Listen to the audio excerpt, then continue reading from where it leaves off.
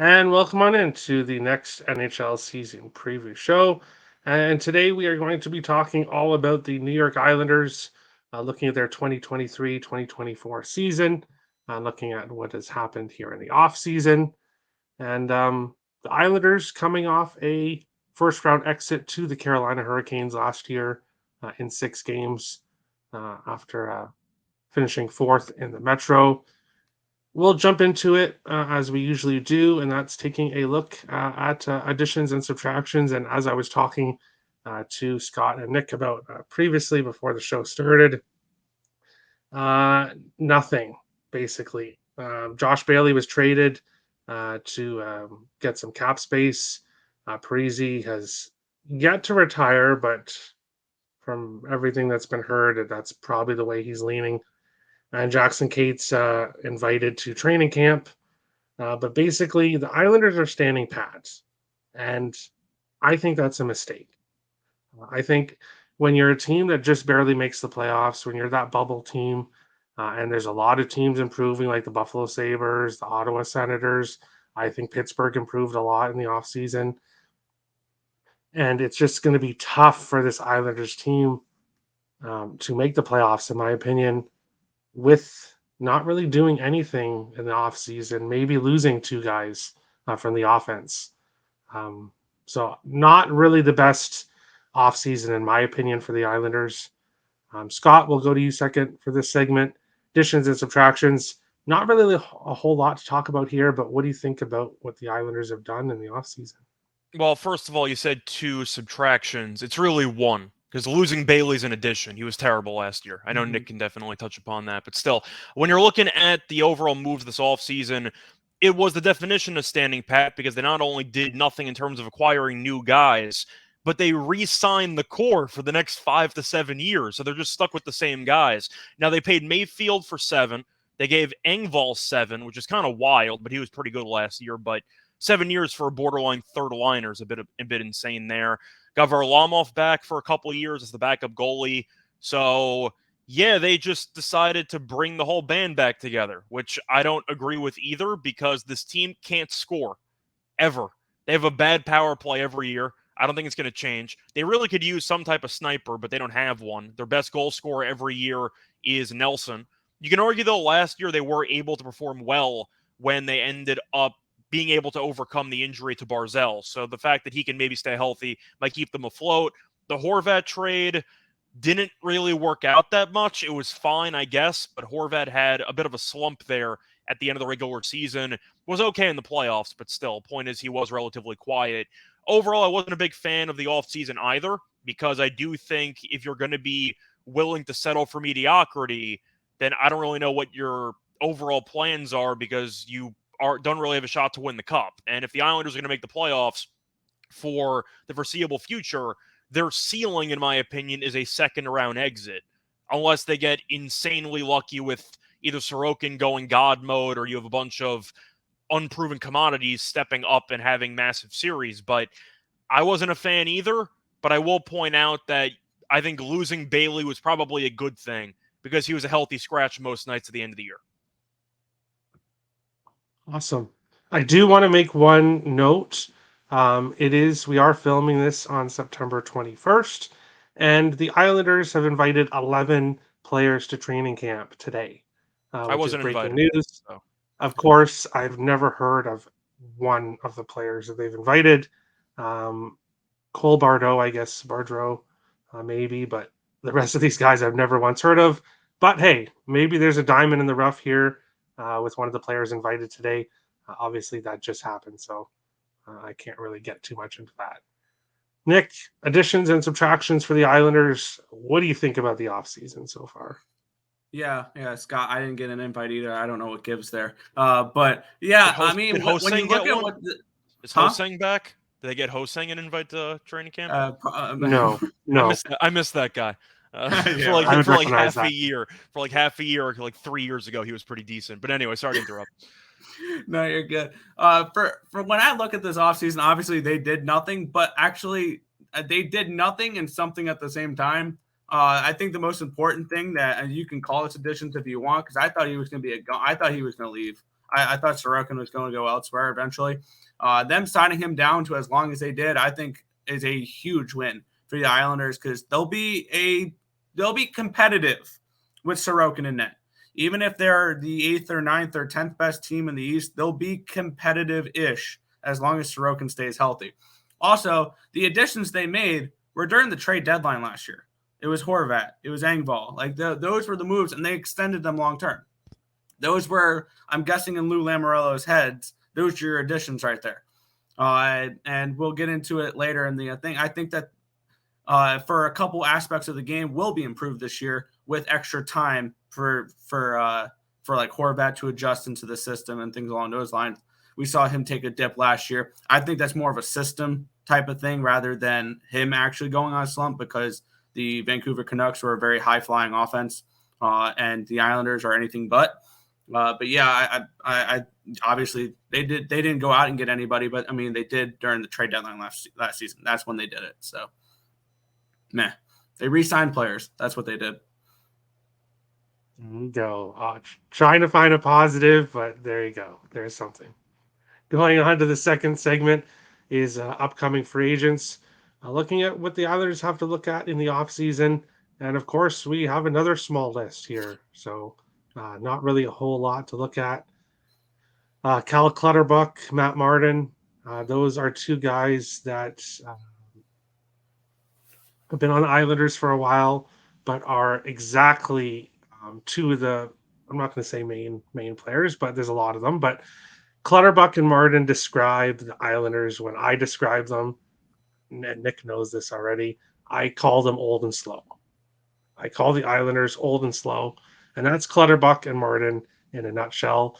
So moving on from them, not that they're bad players, but you have too many of the same type of player, a defensive, physical, old and slow guy. Having one or two is okay, but when you have too many, I think the Islanders could do with getting rid of them there. Oliver Wahlstrom and RFA, you definitely want to re-sign him because he is one of the best offensive players on the team. He at least has definitely potential. And then Sebastian Aho is a UFA. Will he resign in New York or will he go elsewhere? That is to be determined. Nick, upcoming free agents. Who on this really long list do you want the Islanders to re-sign the most in the offseason? Wahlstrom. That's the easy answer here. It's Wahlstrom. He showed some offensive upside last season before he got hurt. And I think that if he stays healthy, he can be one of the better goal scorers on this team. So Wahlstrom is probably my top pick for this one.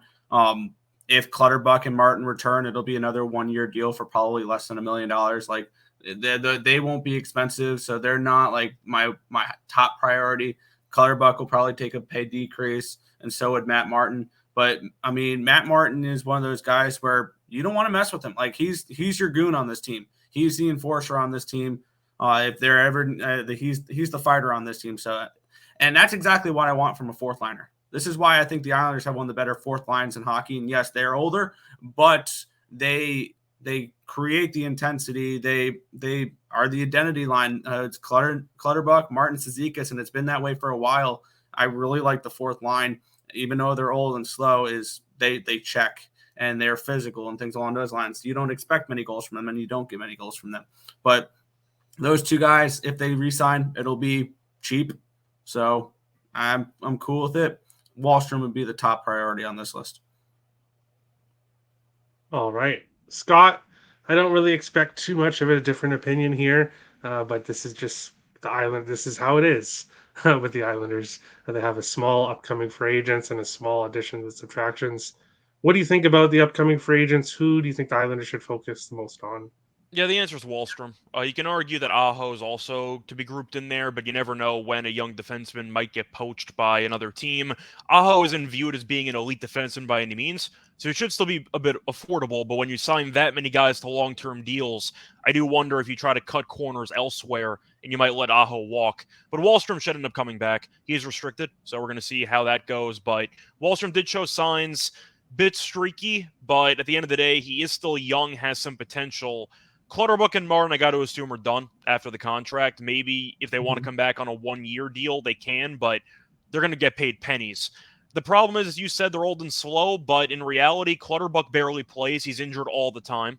Martin's healthy, but he doesn't have any offensive talent. So if you want kind of a Ryan Reeves type on your team, then I guess Matt Martin's for you. But truth is, I don't know what Clutterbuck's role is in the current NHL because he's always injured. And you're looking at the fourth line for the Islanders, which has always been a very good unit. Cizikas gets hurt a lot. Clutterbuck gets hurt a lot. Martin's relatively durable. So I do think Martin might have some value on the market if you are looking for a Patrick Maroon type or like one of those guys. But Clutterbuck, I don't know if he's going to be in the league next year at this point. He's hurt all the time. I don't really know what team would want him. Interesting. He was great when he was in Minnesota. He was a fan favorite. Oh, when he's healthy, he's pretty good. But Nick can tell you that he's hurt at least 40 games a year. He's hurt all the time. Yeah, and that's what happens when you're part of the most physical line on the team. That's just like generally just your role is checking, your role is being physical, and injuries happen. And then he's getting up there. Yes, he's older. He's 35 years old? 30. Yeah, he's 35. So yeah, he's older. So he's going to be more injury prone, playing the most physical line on the team. I'll put it this way. I think Martin is significantly more likely to be brought back than Clutterbuck. I think Clutterbuck's done after the year. I still found it crazy that Matt Martin spent some time on the top line with Barzal last year when there was injuries.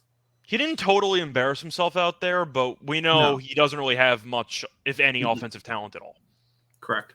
So, yeah. Well, looking at the possible lineup here for the Islanders, and one of the reasons why Martin or Clutterbuck could be totally expendable is you've got Johnston down there, which is not in the lineup projected, but he serves that same purpose, except he's younger and a bit quicker. So that's someone I would look at as a replacement for one of those guys. Top line, Wahlstrom, Horvat, and Barzal. No big surprise there. I do think Nick is right. I think having his first full season in New York will help him. I don't know if it's overall going to increase his production that much, just because this is the type of the team and the type of style the Islanders play is defensive style. So I don't know exactly how much his offense is going to increase, but on the top line there, Lee, Nelson, and Palmieri on the second line, all getting up there in age. Engvall, Pajot, and Fashing in the third line. And then we've already discussed the fourth line there. Good defensive, physical lines, especially the bottom line there. But just not enough offense, in my opinion. The defense is great. And that's one of the good things about the team is you have three good defensive pairs. Romanov can be a little bit of a question mark. Maybe Bolduc gets in there. Maybe somebody else gets in there as well. But the other five guys are really dependable defensemen that you can depend on. Of course, when it comes to goaltenders, Ilya Sorokin did have a stretch last year, one bad stretch, which goaltenders will have. But looking at the Islanders' season this year, if they want any chance at the playoffs, Sorokin can't have any bad stretches. He has to be on his A game every night. Varlamov signed for 4 more years, only at $2.5 million a year, but for 4 more years, he is going to decline. How long into that contract before he really starts to decline? That will be the question. Jacob Skarek is a depth in goal. Potentially, maybe we see him in the backup spot. Maybe Varlamov gets moved. I know there are other teams that could really use a goaltender. So maybe the Islanders give the young guy a shot. We'll have to see. Overall, good defense, good goaltending, especially the starter, but the offense is still lacking a lot. Scott, what do you think about this possible lineup for the Islanders? Do you agree with my assessment on the team? Yeah, it's the same team every year. So you're not going to get any arguments from me. The main issue that I have isn't even listed on the current board. It's the power play.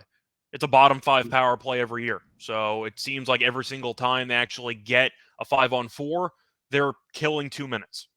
That's basically it. And to be honest, you also ended up seeing a decent amount of shorthanded goals last year that the Islanders allowed, which was a bit concerning because that had been, I don't want to say a strength, but they had been pretty good at preventing shorthanded goals until Game 7 against Tampa. But we're not going to talk about that. But anyway, No, we don't last talk year they about were really bad at allowing shorthanded goals, and it seemed like the power play was useless the entire time. That's not going to change. I don't know why it would change. It wasn't really good with Horvat either. You're looking at the top line. Wallstrom is still unproven. That's why I do think they're going to re-sign him, because he's supposed to be the first line winger. But I do want to see more from him. He is on a good line for growth, though. For the second line, it's solid. Palmieri's a bit up there in years, but he had some spurts last year. Mostly was underwhelming, but Nelson's been good. Lee's pretty solid as well. But the point is, I do think the third line is pretty underrated. I do like Engvall a lot. I think Pajot's solid, a both-ways guy. And Fasching I liked when they brought him up midseason. I thought he was solid in the back half. Fourth line standard is not going to be around for that long, because I do think that either Cizikas or Clutterbuck get hurt pretty early on in the year. But Ross Johnson's basically the same guy. You just throw him in there, and that's good enough. But the issue is going to be scoring. This team can score. Defensively, they're really good. I'll take the under in a lot of their games, and I'm probably going to cash. That's fair. That's fair. Nick, possible lineup here for the Islanders. What are your thoughts on it? Yeah, I mean, it's copy and paste of last year, basically. I think Wallstrom is going to have a breakout year. I think he has the potential to have a breakout year, especially if he's on the top line. And we saw it before Barzal got hurt. That chemistry between him and Horvat actually was not bad. And I think if you give him a full off season to work on that power play, I think this Islanders power play is going to be much improved. Not much improved, but I think it was like 15.7% last season. I think they'll break 20% potentially, or get close to that number this season with Horvat. If they break 20%, they're winning. They're at least getting 102 points. Like I don't think they're going to get to 20. 20 is nuts. If they get 20% on the power play, they're breaking 100 points. Like they're not going to get to 20%. They'll be okay. Then maybe like 18 to 19. They'll be a mediocre power play this year. They're not going to be a bottom 5 power play. But if Barzal and Horvat can connect like they did before Barzal got hurt last year, because Barzal, when he came back for the playoffs, did not look like himself. Like he looked like he was coming back from an injury. Looked like he was a little bit forced back. If we saw what we saw in that it was very limited before Barzal got hurt. I think that power play can improve, especially if we see a step up from Noah Dobson as well, which I have high hopes for. I think he could have the potential to be a top defenseman in this league. Dobson, I do have high hopes for him if he can step up the next year or two. I agree with your thoughts on the third line there. I like Hudson Fasching. I saw him last year. He had some goal scoring upside, and I've always liked Pajot. I was thrilled when they got him. He's just, I mean, the center depth is there. Horvat, Nelson, Pajot, and Cizikas. I mean, Cizikas can get hurt at times, but those top 3 centers have potential. Like that's good center depth, and you need that in the NHL. And I mean, the defense core is top 5 in the NHL. The defensemen top 10 at least. Statistically speaking, Pelech and Pulock are a top 2 tandem. They're an elite. In the league. They're an elite defenseman pairing. Statistically speaking, they're always like top 2, top 3. So yeah. That's where the Islanders' morals lie, is in their defense. I think this team might score more goals than they have in the previous few years. Last year, I felt like it started to tick up a little bit once they've gotten away from Barry Trotz's defensive system. But with that being said, I mean, I could see them score a couple more extra goals this year. Will I rely on that? Probably not. But I think their power play will be better than it was last year, for sure. I think it definitely will be improved. All right. Not to give a plug for future shows on the channel, but I will be keeping my close eye on Jacob Skarek this year, because I will be following the AHL, the American Hockey League. Not daily shows. They only really play Wednesdays, Fridays, and Saturdays. So I'll be covering the weekend slates for sure in the AHL, of course. So I'll be keeping my eye on Skarek there for Bridgeport. Stay tuned for AHL picks on the channel coming soon. Looking at future bets here for the Islanders, their point total is 92.5. They had 93 last year. So the bookmakers are possibly just copy and pasting the total from last year. Um, I don't know. I would lean towards the under, just because they didn't do anything to improve this team. And like I said, a lot of other teams have improved. They're in an extremely difficult division to play in, other than Philadelphia. Um, and Columbus has got question marks, but they definitely have a lot of potential. Other than Philadelphia, which won't be an easy win either, because Tortorella's there, so there won't be any easy wins. There aren't any easy wins for the Islanders. They're in a very difficult division, so I would go with under 92.5 points to make the playoffs.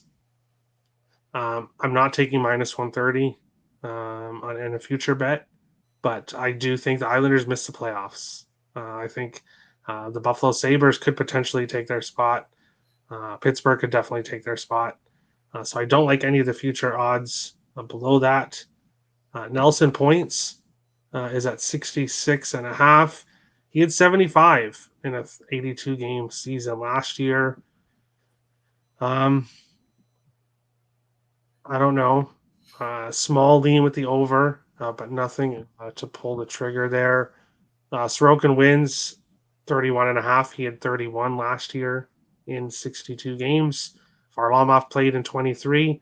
Do we see Varlamov playing more games? Does the Islanders kind of rest Sorokin a bit, or do they push him to the metal to try to make the playoffs? That will kind of determine that bet there. So no official play for me. Sorokin win the Vezina. I'll let Nick discuss that because I'm sure he has thoughts on that one. Who will have more points, Islanders or Buffalo? Buffalo minus 115. I think this is the year for the Sabres. The Islanders have the defense and the goaltending, but the Sabres just are completely on a different level offensively. So I think Buffalo, I don't think it's by a huge margin, but I do think Buffalo finishes with more points than the Islanders. So I do like Buffalo minus 115. Nick, we'll go to you second this time. What do you think about the future bets for the New York Islanders? Yeah, I wouldn't really touch any of these personally. I think Sorokin Vesna is something I would have interest in just because I think he is at the very worst a top 3 goaltender in hockey. I truly think talent wise and over the next few years we'll probably be saying Sorokin's the best goalie in hockey. Like I truly think that he is on that top echelon and he will win a Vezina in the next few years if it's not this year. With that being said, this is not a team that's built for the regular season. So I'm not going to be taking over points because this is a team that's going to finish in the 8th seed or the 7th seed. This is a wild card team. That's all they are. Like they are a team that's built to squeak into the playoffs and then hope Sorokin goes off in the playoffs and win a round or two. Like that's the type of team this is. This is not a team that's built to win regular season games. They're built to win games 3-2. That's playoff style hockey. I think Buffalo is very much improved this year, so I'd probably lean towards Buffalo, and that's just because I think Buffalo is a 3 seed in the Atlantic. I think Buffalo gets one of the 3 Atlantic spots, not a wild card. So I would lean towards Buffalo minus 115 at more points, and that's just because I think Buffalo is built more for the regular season. Come playoff time, I don't think Buffalo is built for the playoffs physically and with their youth. But over an 82-game season, I'd take Buffalo to have more points. So really the only thing I would be leaning here is Sorokin, Vezina, and Buffalo to have more points. If you want a long shot, I don't know what the exact number is. A long shot, if he takes a big step up this year, Noah Dobson to win the Norris at I think it was 75-1.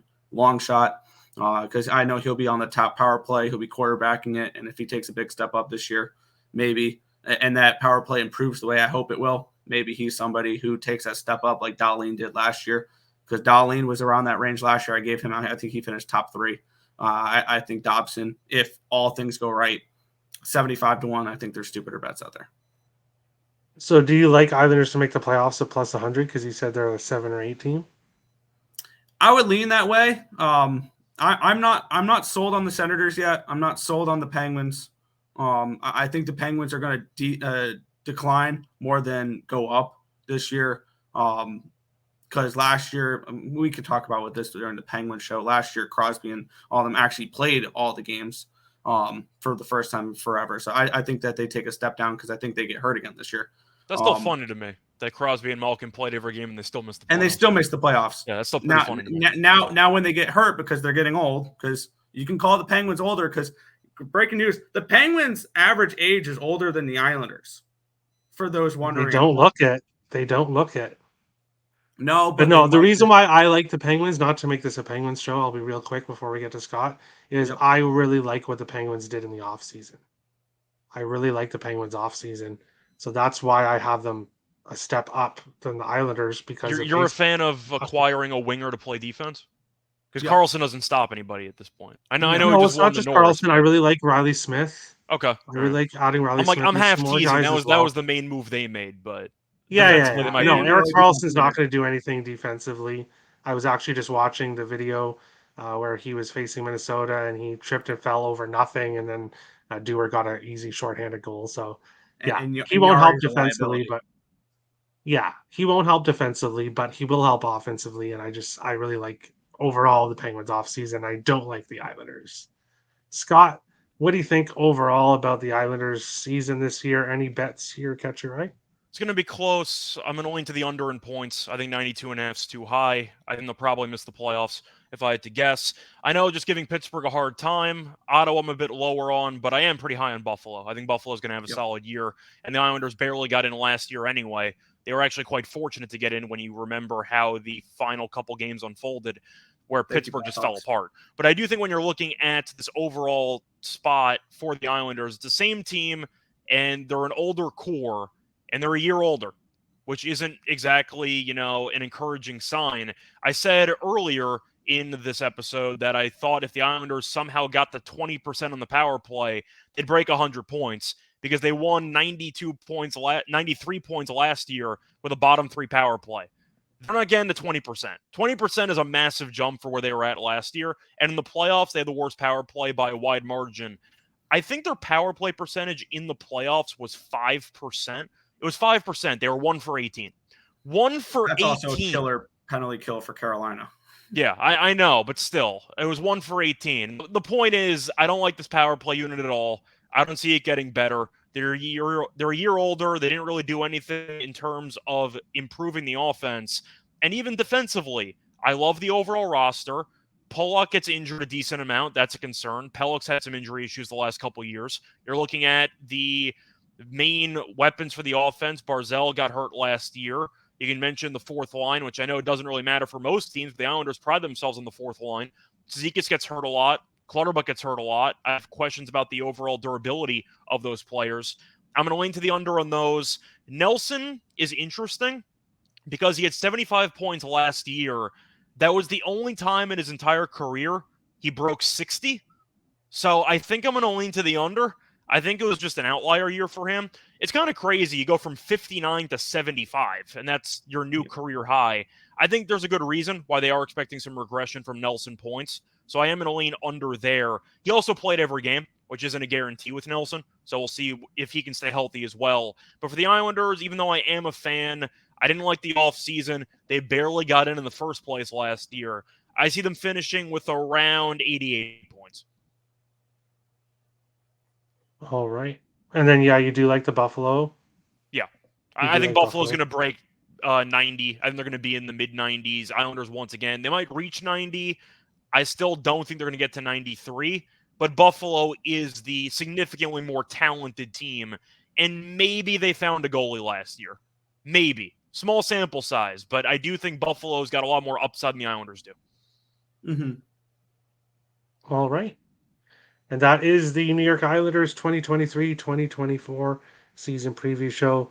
Make sure to give Scott a follow and Nick as well. Both of their Twitter links are in the description below. Thank you, everyone, for watching, and we'll see you on the next show.